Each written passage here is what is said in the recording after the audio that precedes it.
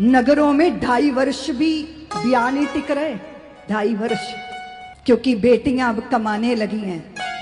अब कमाने लगी हैं तो पति बन गई हैं। ब्याह तो पति से किया पर वो स्वयं ही पति हैं। अब दोनों पति हैं, एक दूसरे में पत्नी तलाश रहे हैं, इसीलिए सुखी कोई भी नहीं है।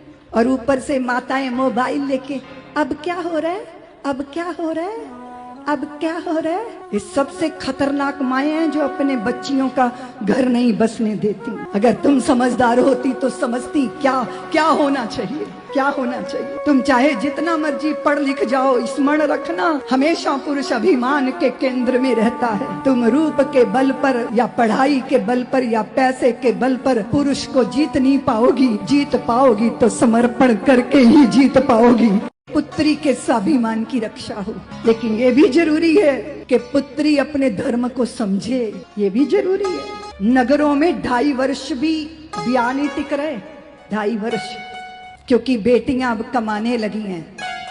अब कमाने लगी हैं तो पति बन गई हैं। ब्याह तो पति से किया पर वो स्वयं ही पति हैं। अब दोनों पति हैं, एक दूसरे में पत्नी तलाश रहे हैं, इसीलिए सुखी कोई भी नहीं है। और ऊपर से माताएं मोबाइल लेके अब क्या हो रहा है, अब क्या हो रहा है, अब क्या हो रहा है। ये सबसे खतरनाक माएं हैं जो अपने बच्चियों का घर नहीं बसने देती। अगर तुम समझदार होती तो समझती क्या क्या होना चाहिए, क्या होना चाहिए। तुम चाहे जितना मर्जी पढ़ लिख जाओ, स्मरण रखना हमेशा पुरुष अभिमान के केंद्र में रहता है। तुम रूप के बल पर या पढ़ाई के बल पर या पैसे के बल पर पुरुष को जीत नहीं पाओगी। जीत पाओगी तो समर्पण करके ही जीत पाओगी।